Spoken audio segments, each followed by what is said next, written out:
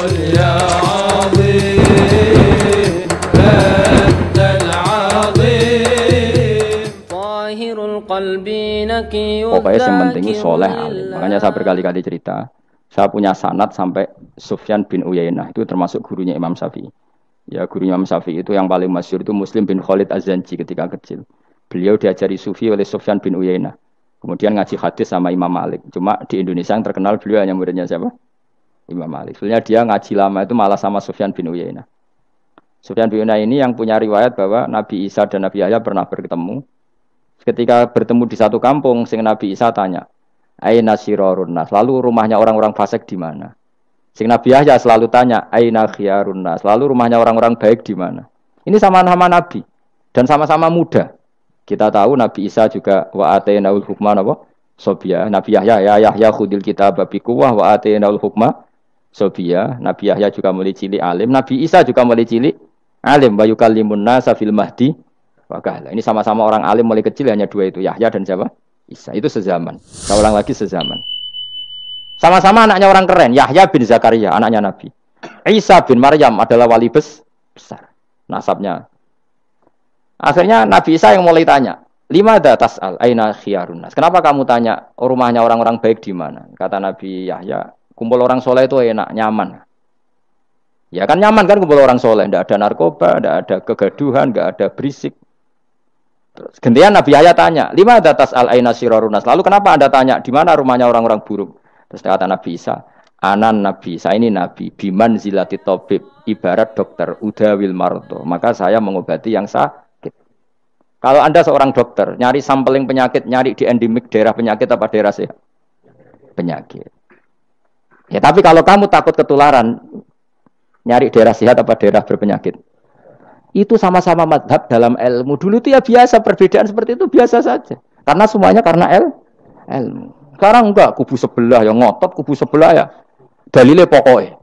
Mana ada ilmu dalile pokoknya? Pokoknya kunut itu gini, kalau enggak kunut gini. Memangnya Imam Syafi'i lahir tahun berapa? Kunut enggak kunut itu ada sebelum tahun 12 dan tahun 26. Gue eleng-eleng. Nak di vulgar dari vulgar. Nah, iku ra paham banget tenan. Maka orang-orang alim tahunya ya kunut dan tidak kunut itu al-khilaf baina madzhabi Syafi'i wa madzhabi Abi Hanifah. Sekarang tahu-tahu di zaman akhir jadi politik identitas. Kayak misalnya begini, tak contohkan lagi perdebatan. Pakai peci putih.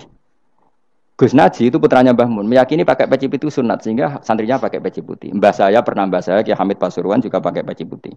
Santri Sidogiri semuanya pakai peci putih karena putih itu sunat, ya sudah pakai peci putih. Tapi kalau Mbah Mun itu santrinya enggak boleh pakai peci putih. Haram kata beliau. Kata beliau, "Jong kaji nih wong desa-desa nganti adol Tegal, adol sawah. Mbok saingi ketu 5.000." Kata beliau.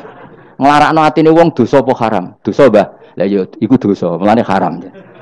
Sehingga katanya akan santri sarang semua. Enggak ada santrinya Mbah Mun pakai peci putih, kecuali yang sudah kaji. Karena pikiran beliau itu menyakiti orang katanya.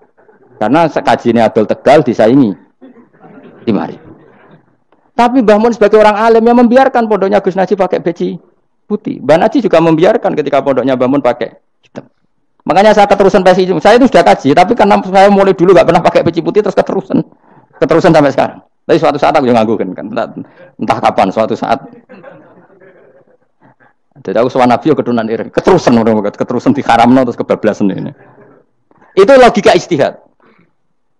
Sama misalnya khasnya ulama itu pakai jubah, pakai apa? Ya sudah itu khasnya ulama. Terus kayak misalnya yang parkiran macak ngono. Alasannya anut ulama. Kira-kira menyinggung orang apa ndak kira-kira? Kowe kelakuanem cek ra karuan jubah sunah Rasul terus kene parang tritis delok wong macem-macem jubah. Kacau gak? Elek-eleki nasab apa enggak?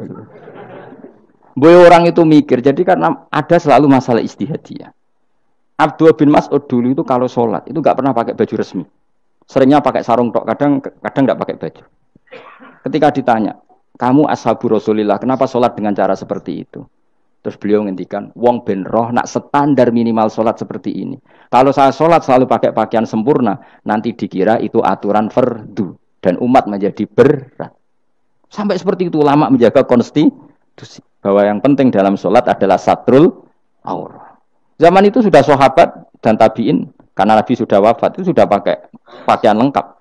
Tapi Abdullah bin Mas'ud tiap sholat di masjid dia menunjukkan pakaian paling tidak lengkap. Jadi pernah beliau sholat itu hanya pakai sarung terus diikatkan di lehernya. Ketika ditanya, dulu kita dengan Nabi pernah sholat seperti ini. Akhirnya ulama menjadi tahu nak ngono sholat paling pokok itu nutupi mabena surah war.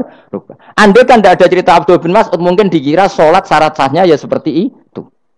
Maksudnya pakai jubah terus, pakai pakaian begitu terus. Barokahnya Abdullah bin Mas'ud orang tahu standar minimal. Jadi kalau ulama itu motifnya seperti itu. Rasulullah kira-kira senang qiyamul lail apa enggak? Senang. Tapi beliau qiyamul lail di masjid hari keempat, hari kelima sudah tidak keluar ke masjid.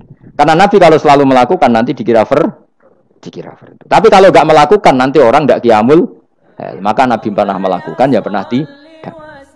Ya sudah itu konstitusi dalam tradisi ulama. Jelas ya. Saya sholat di pondok saya sendiri sering jadi makmum. Karena semua kiai sudah jadi imam. Nanti dikira syarat sahnya imam itu kiai. Repot. Makanya saya tunjukkan kiai juga boleh jadi makmum. Andai kan semua kiai jadi makmum, saya nanti jadi imam. Ya semua ulama mulai dulu tradisinya gitu. Karena yang dikatakan fardu kifayah itu kalau sudah ada yang melakukan, yang lain tidak usah. Biar seimbang. Sekarang enggak, geruduk kabeh. Makanya terus kacau. Coba sekarang misalnya gini. Andai kan semua orang melakukan kebenaran kesunatan. Yaitu misalnya semuanya ambisi iktikaf di masjid. Terus tidak ada orang melakukan kebenaran ngerumat yatim, ngerumat jenazah, ngerumat jalan-jalan raya. Kan kacau. Mergo semuanya satu variasi kebenaran iktikaf di masjid. Yatimnya sedang do mati. Mergo do iktikaf kabeh. Tapi baru kaya ono sing iktikaf ning perapatan, nek ono wong tiba iso nulung, nek ono wong kesasar iso tako. Baru kaya wong sing iktikaf ning perapatan. Sayange to bidung-bidung barang sayange. Sajane niat iktikaf ku sah. Nawaitul iktikaf linusrati thoriq. Niat ingsun iktikaf nulungi dalan ben nek ana wong butuh. Coba sekarang, orang yang kecelakaan, pertolongan emergensi orang yang iktikaf di jalan apa yang di masjid? Di jalan, barokahnya banyak itu tim SAR gratis. Umpama do niat soleh kabeh bumine pangeran, sah mbok iktikaf. Mulai sesuk gak apa-apa, iktikaf ning perapatan. Tapi buktikan kamu tidak berbuat macam atau tulisi relawan orang tersesat. Jadi ajane kebaikan itu ada di mana-mana. Makanya Nabi menyatakan kebaikan orang itikaf jadi katakan Nabi baik. Orang yang jalan-jalan kemudian ada duri disingkirkan juga disifati Nabi orang baik. Orang yang rumah yatim disifati Nabi orang. Bahkan orang yang hubungan intim dengan istrinya sama Nabi ya disifati orang baik. Sampai sahabat tanya, masa urusan gitu dapat pahala ya Rasulullah? Loh iya, andai kan itu sama orang lain kan malah dosa. Berhubung sama istrinya maka dapat pahala. Kayak apa Nabi ngitung kebaikan sekian banyaknya. Tahu-tahu di zaman akhir kubunya saja yang baik. Ini apa-apaan? Ini kuano iskal deh. Yo marah ini, yo tobat. Yo. Kebaikan adalah sesuatu yang dikatakan Allah baik di kubu kita maupun di kubu sebelah. Mau kubu sebelah ya apa saja. Baik di partai kita maupun di partai sebelah. Maupun di ormas kita maupun ormas sebelah. Karena semua kebaikan otoritasnya di Allah Subhanahu. Ada Nabi yang senangane ngurus wong fasik, Nabi Isa. Karena berpikiran Nabi itu tabib, ya tabib itu yudawil untuk mengobati yang salah. Ada Nabi kayak Nabi Yahya. Karena kalau orang kayak kamu tak suruh ngobati orang fasik, kira-kira katut tak sing fasik tobat. Cara rohin tak cul ngobati wong wayu, kira-kira sing katut sapa? Sing ayu dadi ngaji apa sing ngaji dadi ya ukur dhewe. Nek ora kuat niru Nabi Yahya, nek kuat niru Nabi Isa. Tapi kowe ora nabi masalah.